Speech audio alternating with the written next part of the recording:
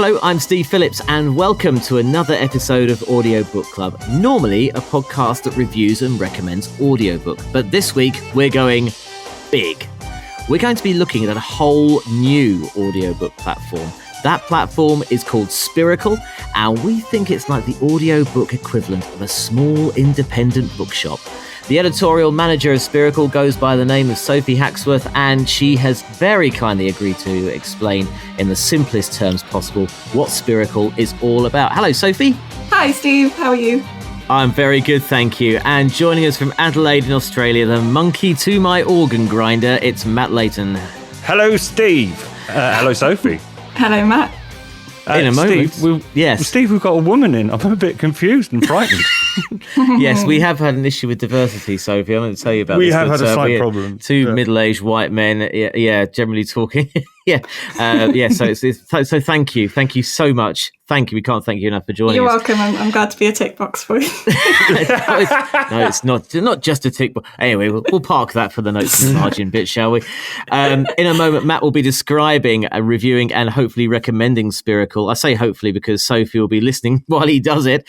Sophie, feel free to correct him at any point if he gets anything wrong. But before I make my monkey dance, it's time for Notes from the Margin, our semi-regular feature in which, rather than discussing specific audiobooks, we discuss aspects of audiobooks and being audiobook lovers and listening to audiobooks. Procedural stuff. It's nice to have an audiobook enthusiast with us whom we can ask the questions that we've been asking over the last few months, isn't it, Steve? Yeah, essentially this whole podcast today is a big note from the margin, isn't it, really? In many ways, it is. Pick one of our questions, Steve, and ask it. Okay, then. So, Sophie, do you count listening to an audiobook as reading? Yes. Good. I do. What makes you say that? I think, personally, I hate the idea that if I listen to a whole book through and then I tell people, I was reading this book, and then stumbling over myself and thinking, well, I didn't actually read it. Well, I did, because I have read the book, because the book has been consumed by me. I think reading as another word for consuming, in this case, works best. But it's a shorthand, isn't it? But it's really interesting you say that, because you wouldn't say to somebody, I listened to the audio book of that. I wonder if is there a stigma to being an audio book listener as opposed to actually actively reading? I think there absolutely is. And there shouldn't be. There shouldn't be, should there? Damn it. But there is, yeah. But I mean, it goes back to the historical beginnings of audiobooks, where not recorded audiobooks, but when people would just get together in rooms and have somebody read to them. I'm thinking of Dickensian format stuff. And those people in that room wouldn't think, well, I didn't read that book. Well, but then maybe they would. Oh, I don't know. This is why we ask these questions week after week, because we haven't got any answers yet. So there are no right answers. It's like, there's a little bit where you feel, I've got to tell them that I actually listened to somebody else reading it rather than making the effort to read it myself. It's a bit... But then it's as if saying that making the effort to read is more commendable than making the effort to listen. And I don't know, there's something in the sitting and listening and taking it in that way that isn't, I don't think, any less than moving your eyes. I mean, we can all move our eyes. Yeah, that makes sense. No, it does. It's absolutely true. I'm enjoying this section of get to know your guest as a notes from the margin thing here, Matt. It's good to get another opinion other than yours. You know, no offense. I mean, I meant that in the nicest possible way. Obviously, I worship you. As you know, you got troubles, pal.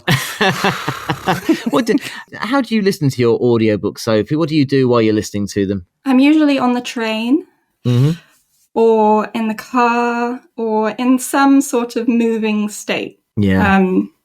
Or if I'm doing something with my hands, like if I'm making something, I always have to be occupied in some way. I can't just sit and listen. And I think that's a problem definitely a lot of people have. But Well, I'm with you. You can't just sit there with your headphones on listening to an audio. It's not like we used to huddle around the wireless back in the not we, of course, our forefathers or firefathers, back in the 30s. But it's either transportation or hoovering. That's another one I've found.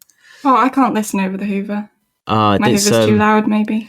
Yeah, noise cancelling headphones. I've tried, or actually, I did try purchasing my phone underneath the neck of my jumper to see if it would stay there and try and hoover. It does limit the hoovering motion.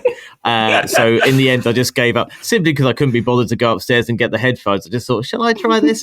And actually, I can say, don't bother. It doesn't work. Right, I'll go back to the questions now because I think you're losing the plot again, Steve. And I am going to ask, what's my favourite one? Oh, yeah. One of my bugbears, one of the things that I have a problem with is when they splash on the cover the equivalent of a sticky label, bright yellow, that says read by the author. And my argument is, in some cases, that's great, but often I just feel that the publishing company has basically can't be bothered to skimped a little. Yeah, to find a voiceover artist, and they pump up the ego of the author and go, we've hired a studio for you to record your audiobook. We think you'd be perfect for it. And you always see on day one that the author will tweet with a picture of them wearing headphones, sitting in front of a music stand with an iPad on it, going, my publishing company has hired a studio for me to record. And then you hear nothing from them when they find out how hard it is. I mean, you're closer to this process than I am. As a consumer, do you prefer to hear a book read by the author? And also, I'm guessing at the process, how far off am I? Well, no, I don't think read by the author is always a good thing. In fact, more often than not, it's a bad thing. I don't think what makes a good writer is the same ingredients as what makes a good reader. There are obviously really, really wonderful exceptions, but they are the exceptions. Without a doubt, all of the authors who haven't read a book before, some of them have, some of them do both, but they come in and say, wow, that was not what I was expecting. That was a challenge, that was a marathon. And also, it's weird. Often they've never read their writing out loud at all before, and they come out saying, oh, that didn't sound like it did in my head, but it's a different beast now. It's a different thing. Yes, obviously, wherever there's an ego, there's somebody thinking, well, that wasn't quite what I expected. But you understand. But there are also cases where, and last week we failed to review Andrew Marr's Making of Modern Britain, and part of the reason we failed to review it was because I got a version of the book that wasn't read by the author, and I waved my fist in the air and had a good rant, and then Steve said, you've downloaded the wrong one, mate. I've got the version with Andrew Marr reading it. So when you've got a distinct voice that you recognise, you want the author in there, don't you? Yeah, definitely. I mean, a lot of the books that I tend to work on aren't those well-known voices, is the thing. So what we try to do is get the best voice for the text and have... Yeah. As I say, the different beast thing, it's not...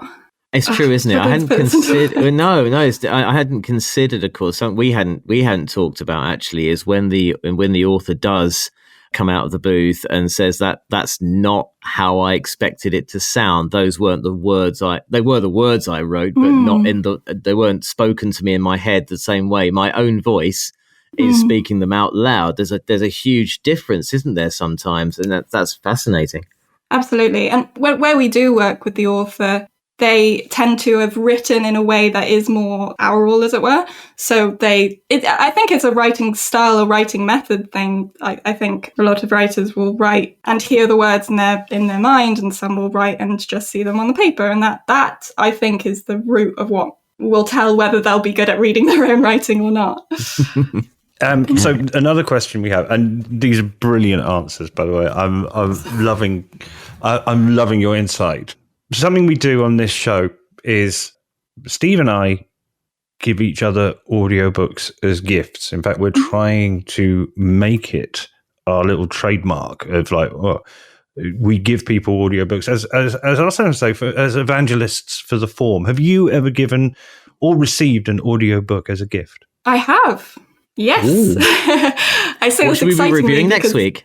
I say this in an excited tone because it's something that we were at Spiracle quite serious about implementing as part of the form. You have to be able to give things as gifts. You have to be able to give an audiobook as you would a book. So, come on, specifics. Yeah, sorry, what did you give to whom? Yeah. What did you give to whom? I gave my brother a copy of His Bloody Project by Graeme, Macrae, Burnet for a long car journey that he was taking. Nothing else in particular reason-wise, but I love the audiobook. He loved it. There we go. That's so nice. There's a shared experience right there, isn't there? That's really cool, isn't it? I got you this for your car journey because I know you're going on a bit of a trip. Mm-hmm. And also, right. I often make book recommendations to friends and family who I know don't really read. And I know they're never going to, pick up that book that I've so lovingly handed them. But maybe they will if I give them something to listen to.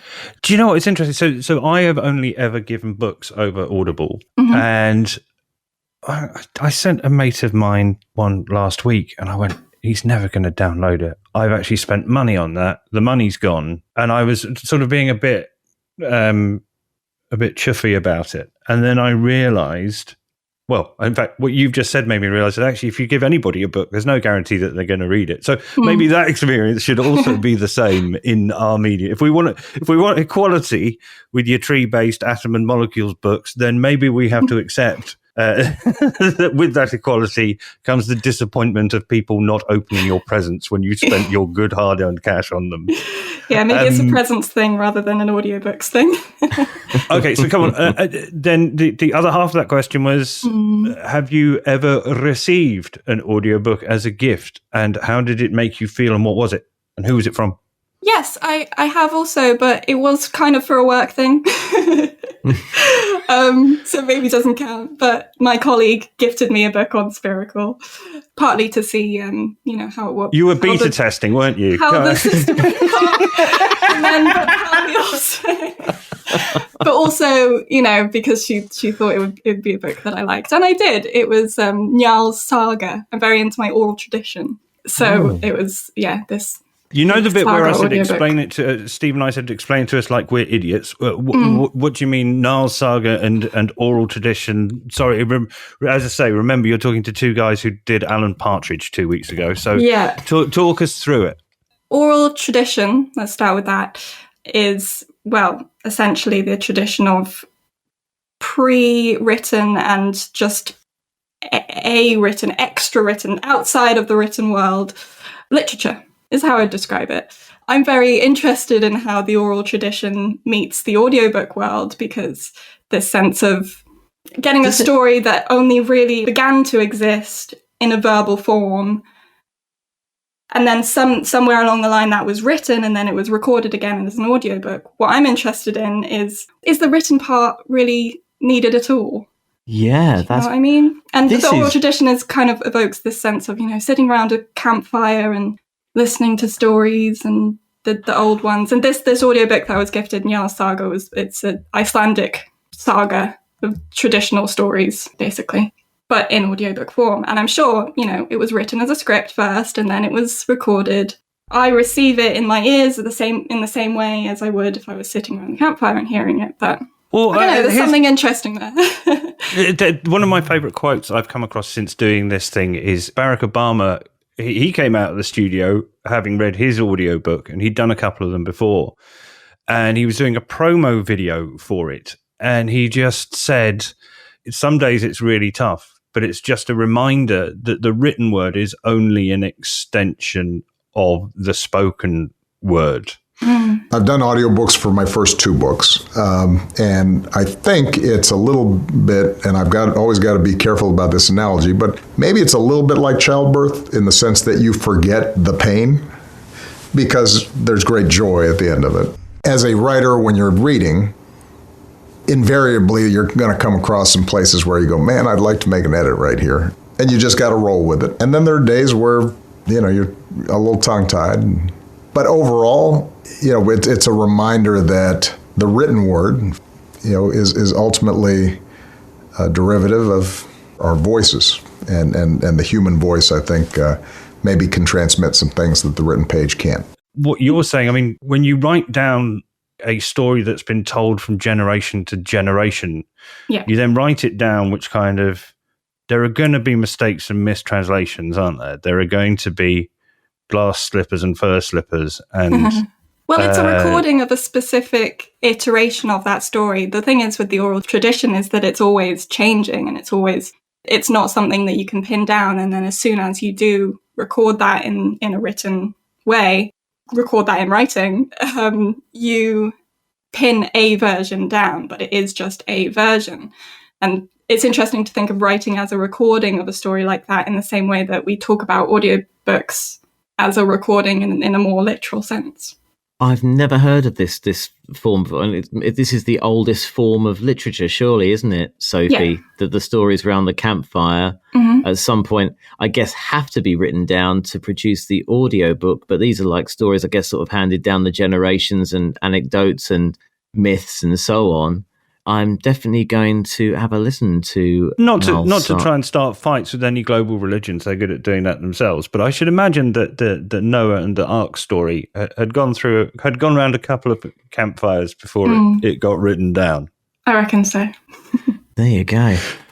Isn't it nice to have someone clever with us, Steve? I say it makes such a refreshing change. It does, doesn't it? Okay, so having reached these intellectual, I've got another question. In fact, what you're going to do is you're going to sort out some beef between me and Steve. Oh, yeah, go on then. Steve brought up last week, should we change the name of our podcast? And I said, well, no, Audiobook Club, it does what it says on the tin. It's the best name we've ever come up with for anything. I'm terrible at naming things. What did you want to change it to, Steve? Play me a book. What do you think? Because there are lots of audio, but there is a reason behind this, Sophie. There are lots of podcasts called Audiobook Club, basically, and I just thought that may hinder us slightly in terms of being found. It's really interesting. This will fascinate you as an audiobook. Excuse me, I'm going to refer to you as a geek. Is that all right, Sophie? Absolutely, you don't mind that? Yeah. No, I don't mind at all. As an audiobook geek, the interesting thing that's happened is we weren't the first people to come up with the idea of Audiobook Club, because it's audiobook and club, and you sandwich words together, and wow, it's almost, you can tell in some people's cases it's that convenient pun that has almost driven the idea for what they do. And then they find out to review an audiobook, it's not like reviewing a film or a pop song, which is 3 minutes or an hour and a half long. Often it's an hour and a half, or in recent cases, it's been 32 or 24 hours. And you can just see somebody's got audiobookclub.com. Somebody else has got it on Twitter. We settled for audiobookclub.net. And the reason we have a hashtag on our logo is because we couldn't get it on Twitter either. But it's interesting that what we do is essentially quite similar, I think. We recommend audiobooks for people to read. But it's harder than it looks, isn't it? And more time consuming. I quite like Play Me a Book. No! Only, I'm not saying you should change it to you. I'm not going to make an executive decision for you. But I like that sense of a book unfolding before you. Play me a book. You press play and it's just going. Audiobook Club has that kind of membership feel.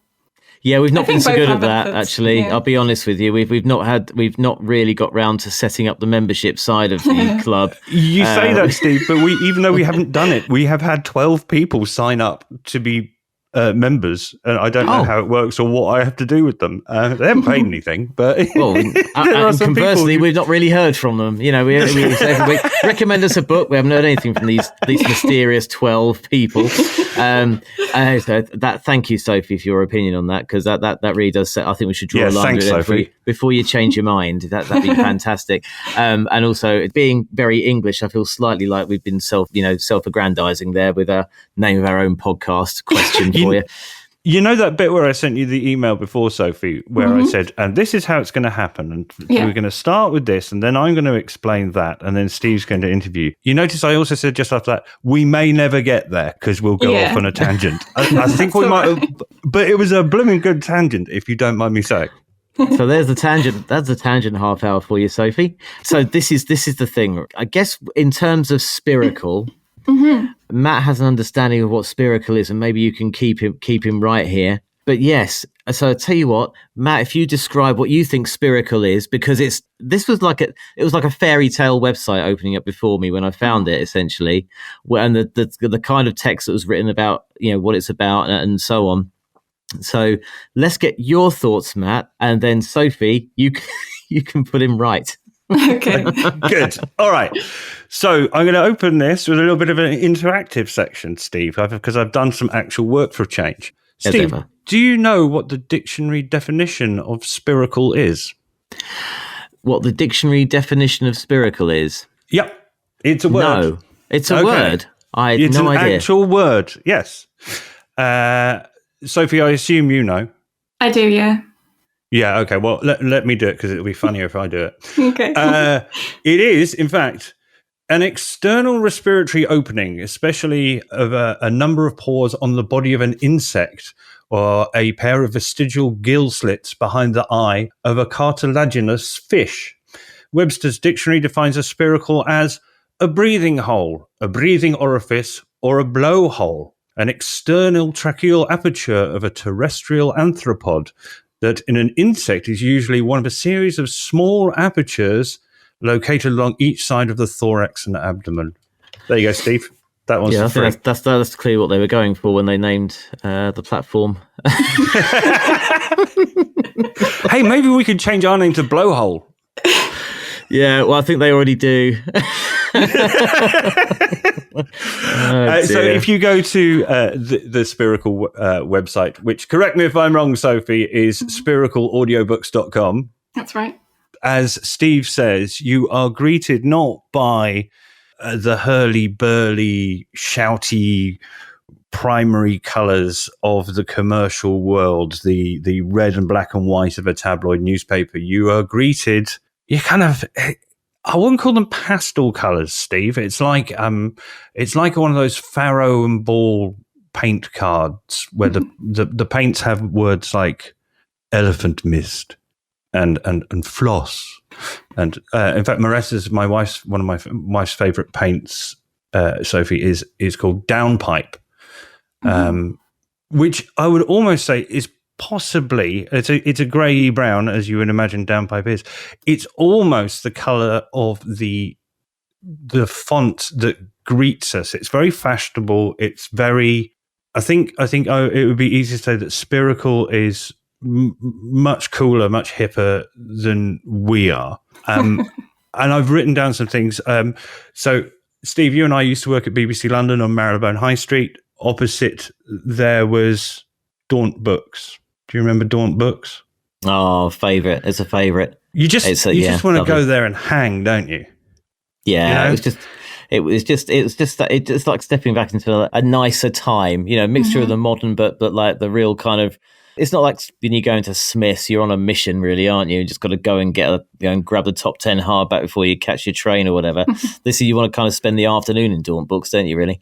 Yeah, I agree. Funnily enough, today, mindful of this, we've got the sort of the linen cotton carrier bags. We've got a Daunt Books carrier bag, and I took it to the supermarket with me today.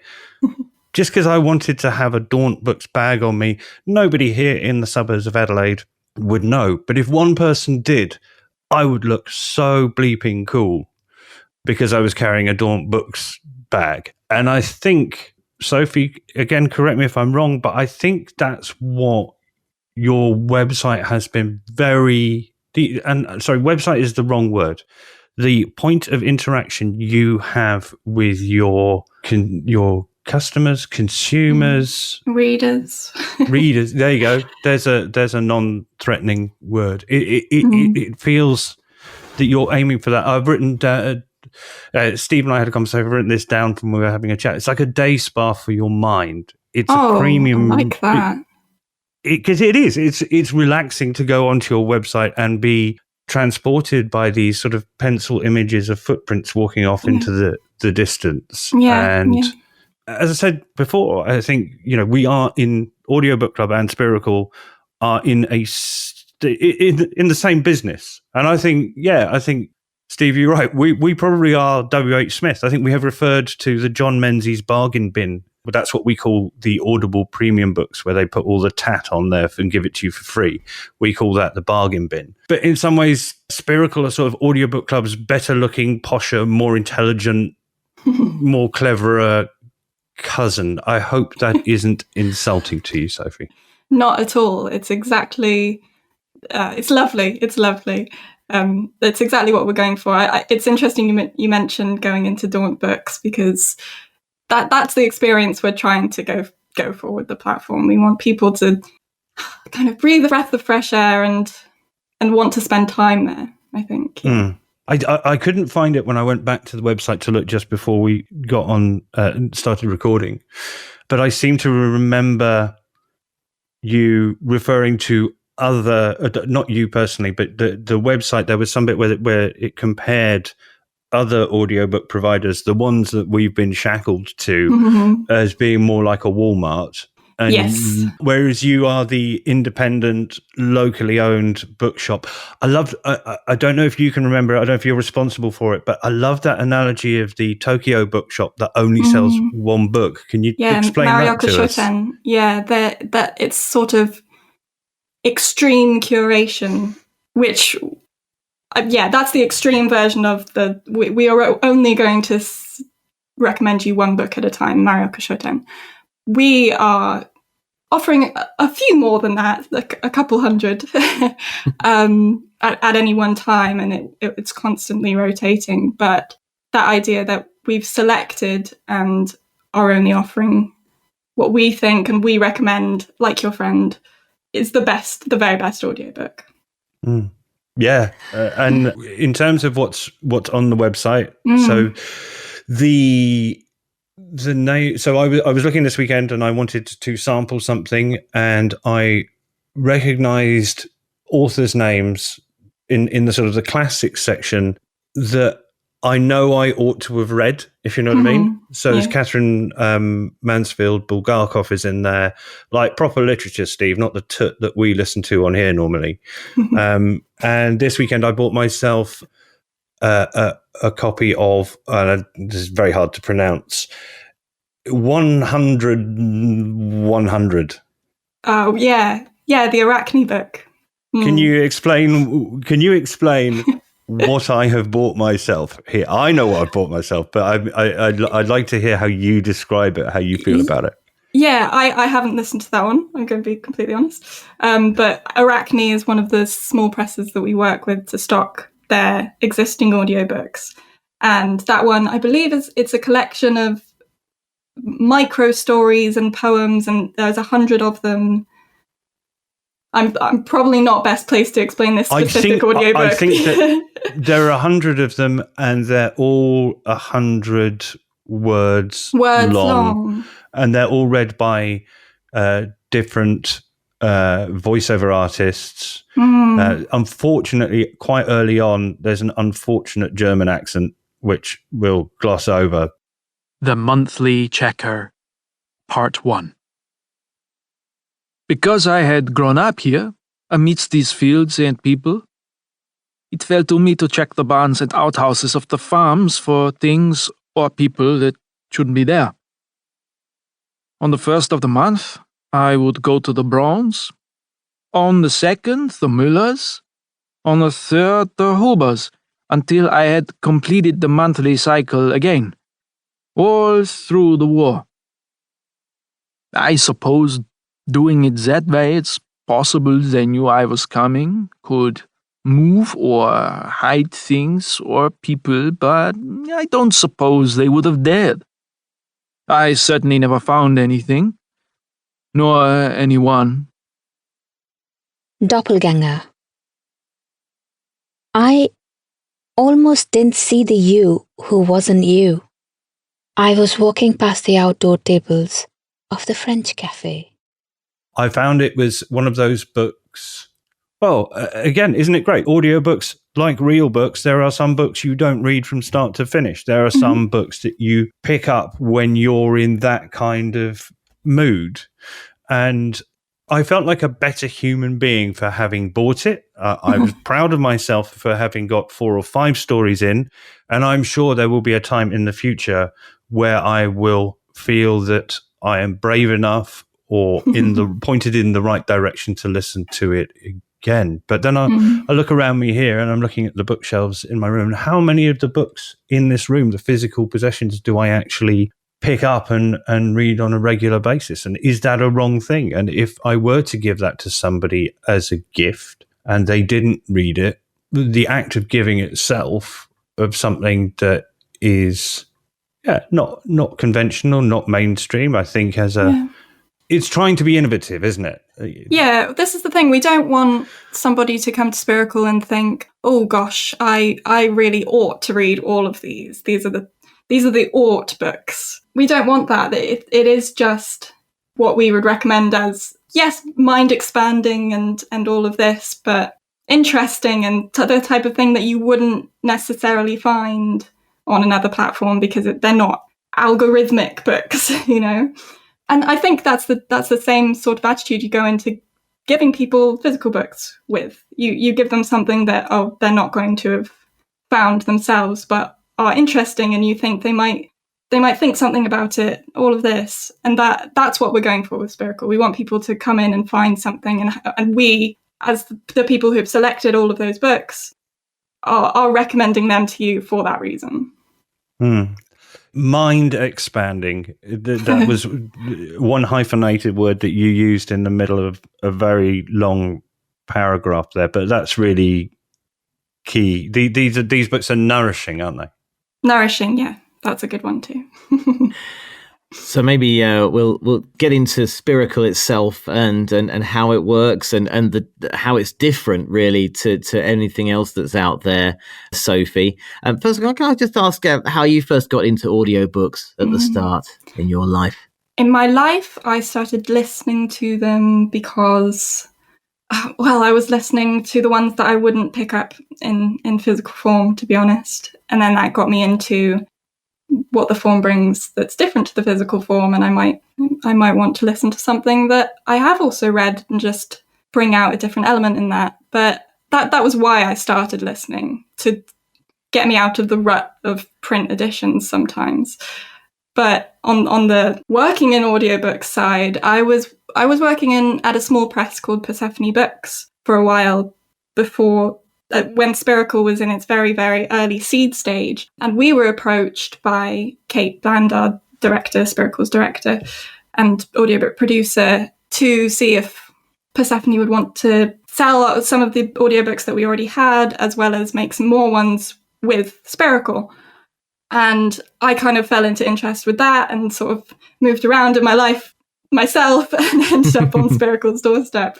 But yeah, so I came from the independent press world, which is the world that Spiracle is directly trying to work with, and then moved on to Spiracle's side. So I see from print side and from audio side and all of this together. Oh, well, let's get into that then a little bit. So tell us about, from the word go, tell us what exactly Spiracle is, what's its mission, and also, after you've done that, it'd be really interesting to learn how you select the books as well. What qualifies a good Spiracle book? So, yeah, tell us about Spiracle itself and how it works.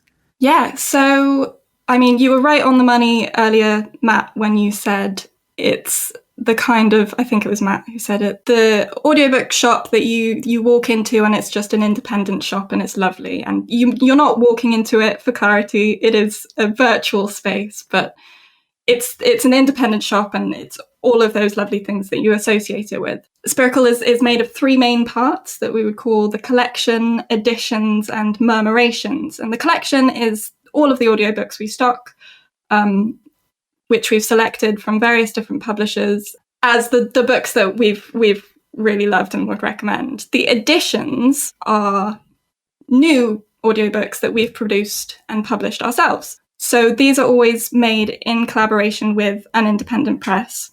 And it's a book that might never have been made otherwise, because it's not necessarily this type of text that's a bestseller that's always going to go top of, Audible's page or anything like that. but that we've read and we think is really fantastic and is going to be a new audiobook. Wonderful. That's a Spiracle edition. We make fiction and non-fiction editions. And then Murmurations are the sort of extra content around the audiobooks that we put up to expand the world of the audiobooks and their authors and their translators and narrators, all of this, to spend more time with the content, because I think actually often it's very transactional. You get a book, you listen to it, that's it.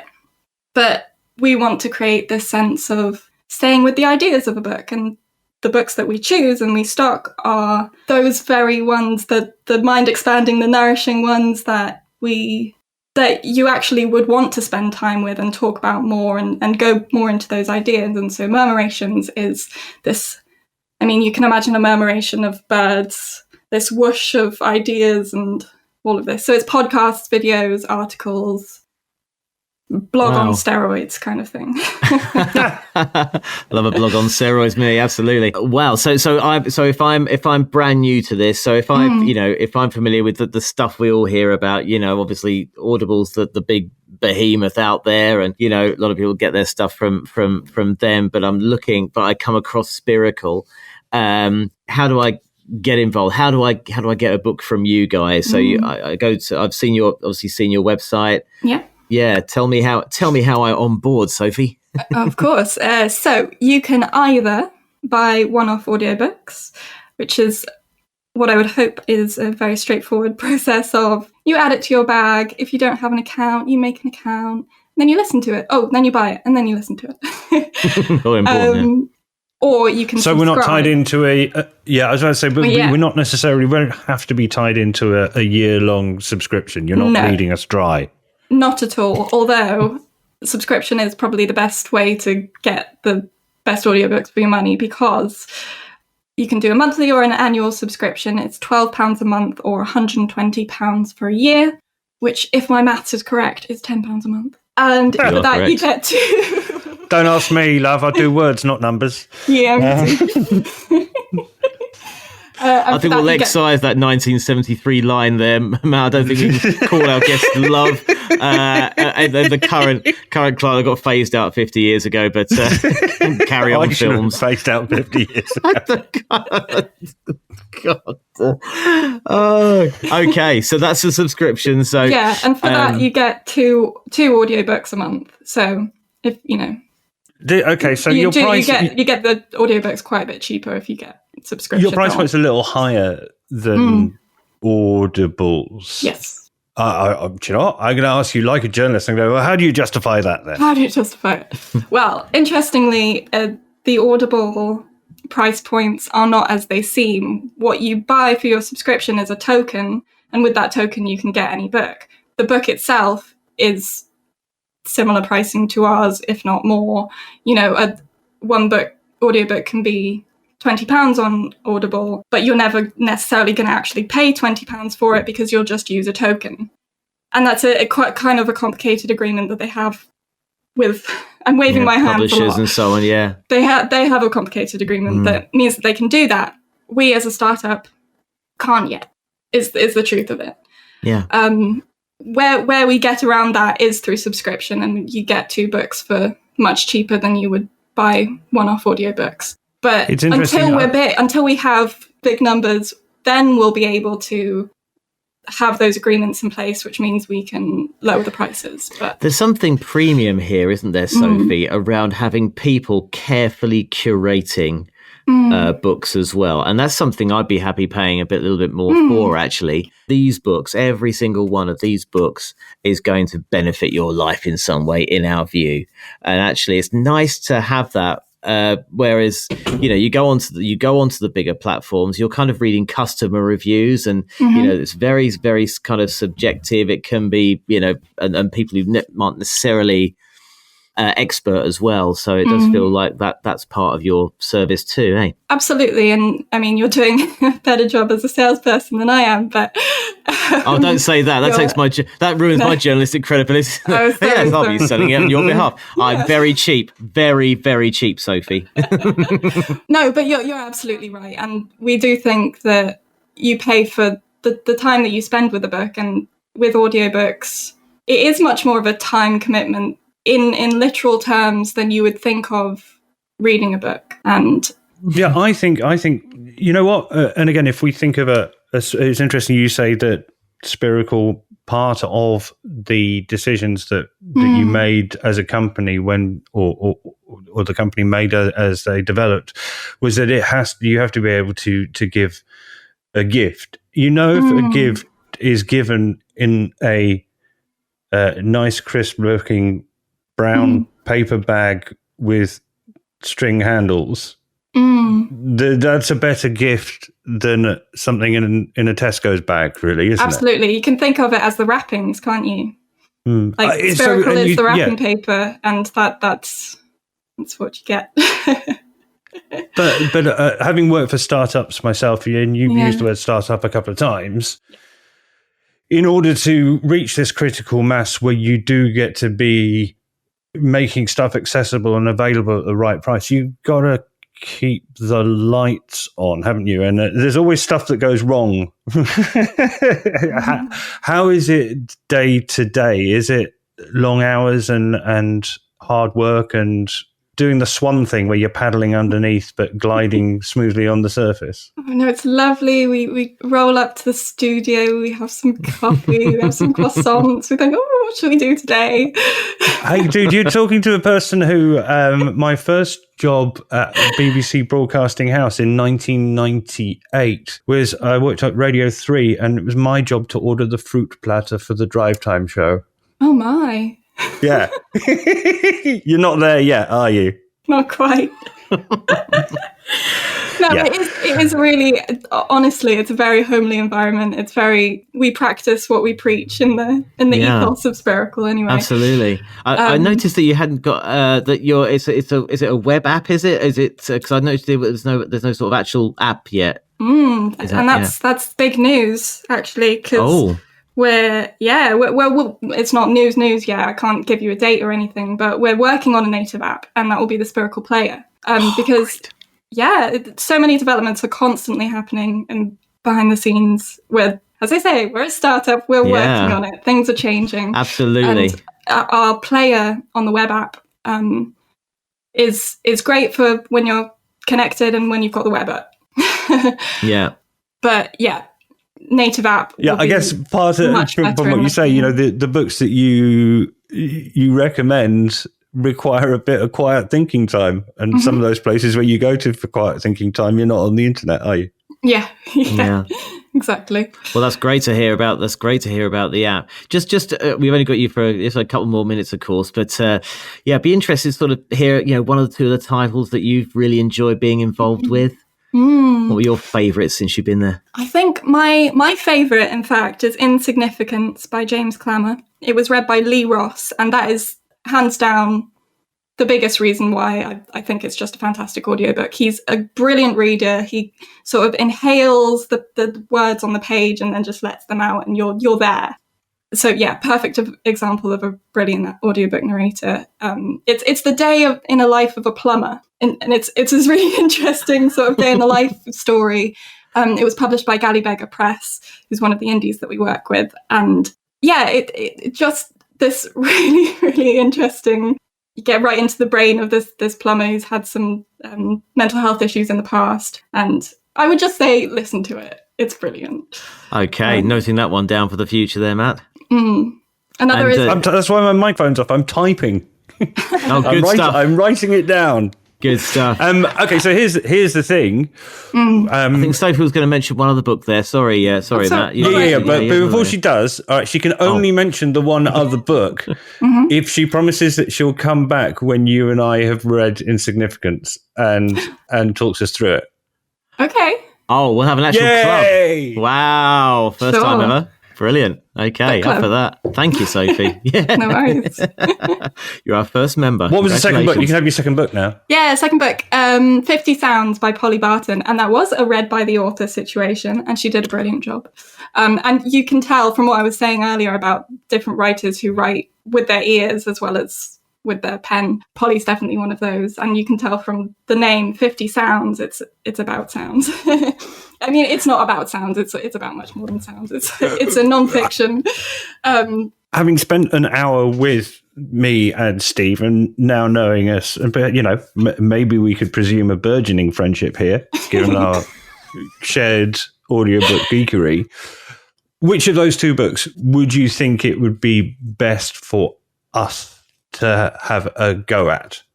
I think you should listen to Insignificance, because it's got the elements of the different narrator reading the words, and I think that's the one you should start with, but I think you should do both. Okay, good answer. Right, you got it. Not because it was about plumbers. You two look like a couple of plumbers, basically. Yeah, a couple of plumbers. Sophie, Steve, it's different. Well, indeed, yes, quite. Yes, thank you so much for your time today, Sophie. You're very really welcome. appreciate you coming on, and we will book you in, okay, when we've done Insignificance, and we'll have a chat with it. That's fantastic. And so, Matt, if our dear listeners want to get involved with Audiobook Club, I'll leave you to throw forward to the next couple of weeks then. Well, we were going to do Geneva by Richard Armitage, which is available on Audible. It's narrated by Richard Armitage and Nicola Walker. And because I know Nicola Walker as Ruth from Spooks, I went, and the voice of the Seventh Dimension on Radio 4 Extra, I went, I'll have some of that. You haven't got round to listening to it yet. I started to listen to it, and I have to confess, I nodded off a little bit. So I'm actually not prepared to... That's not going to be on the cover, is it? I'm not yet. Yeah, I'm. It's not. I'm not improved to write movie posters, am I? So, in our the wonderful thing is, Steve, I get to see you next week. I'm very excited because of a number of last minute things that have slotted into place. I booked a flight back to the UK. I shall be there, and you and I will be recording next Thursday at the Brewdog in Waterloo, where they've put a podcast studio in a pub, which is bloody brilliant, and two of my favourite things in one. Indeed, there you go. Sophie didn't know about that either. Look by the looks of things. Hey, yeah, it's quite good. It's a nice idea. Bit of socialisation, bit of podcast recording. Always do the recording first. We both agree that you don't do beer and microphones. Do not mix. The beer is after the microphones. No. Can never do that. So. Oh, okay. We do. Well, we're going to have to breathalyze her when she comes back. Sorry. There's another experiment right there. Sophie's going to do a podcast or an audible reading. 17 gins proud. That's I'm joking, by the way. Next week we are going to be reviewing the podcast studio at Brewdog, I think, as much as anything else. But in continuing our thing to try and get away from Audible and use different platforms. And again, you always think of yourself, Steve, as less of the audio book geek and fan than I am. But I have never bought anything from Big Finish. And you have done. You've spent substantial amounts of money on buying stuff from Big Finish. And I'm not really aware of them. And I would like for next week for you to explain Big Finish to me. And I'm also bringing a friend of mine along now that we're in London. Hopefully, Uncle Mr. Stuart Hardy will be joining us, and he can help you try and convert me to the Big Finish way of thinking.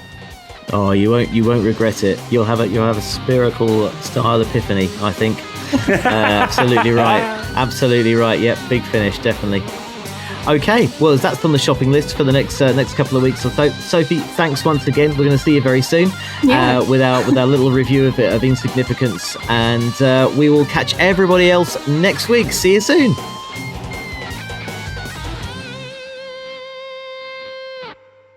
AI agents are everywhere, automating tasks and making decisions at machine speed. But agents make mistakes. Just one rogue agent can do big damage before you even notice. Rubrik Agent Cloud is the only platform that helps you monitor agents, set guardrails, and rewind mistakes, so you can unleash agents, not risk. Accelerate your AI transformation at Rubrik.com. That's RUBRIK.com.